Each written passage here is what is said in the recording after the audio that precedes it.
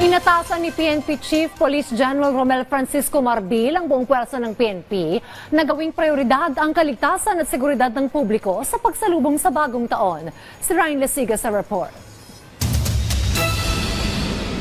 Bago ang pagsalubong ng bagong taon, nakapagtala na ng insidente ng stray bullet at indiscriminate firing ang Philippine National Police o PNP. Ayon kay PNP spokesperson, Police Brigadier General Jean Fajardo, 4 na ang naitala na kaso ng stray bullet. 3 dito ay mula sa NCR at 1 naman mula sa Region 9. 15 naman ang naitalang indiscriminate firing.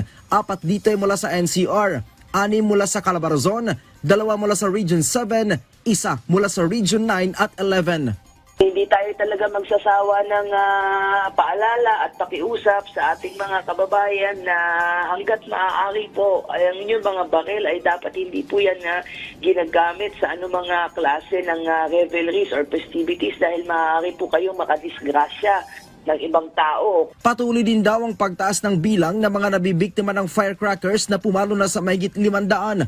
Ayon yan sa PNP. Paalala ng PNP sa lubungin ng bagong taon ng ligtas at umiwas sa iligal na paputok. Nauna nang inatasan ni Philippine National Police Chief Police General Romel Francisco Marbil ang lahat ng tauhan nito na gawing prioridad ang kaligtasan at seguridad ng publiko sa pagsalubong sa bagong taon. Ginawa ng PNP Chief ang pahayag bilang pagtitiyak sa mapayapang pagdaraos ng nasabing okasyon, gayon din sa kahandaan ng mga pulis na tumugon sa anumang emergency, kabilang ng sunog at mga may kinalaman sa paputok. May nakaantabay na first aid responders ang PNP para sa mga mabibiktima ng paputok.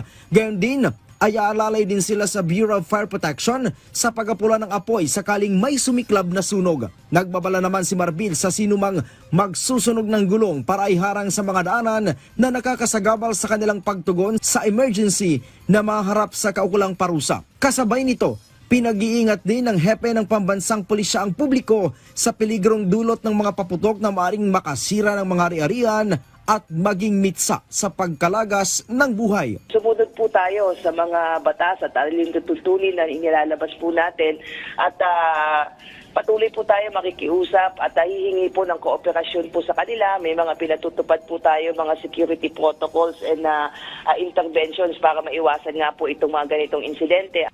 Ryan Lesigas para sa Pambansang TV sa Bagong Pilipinas.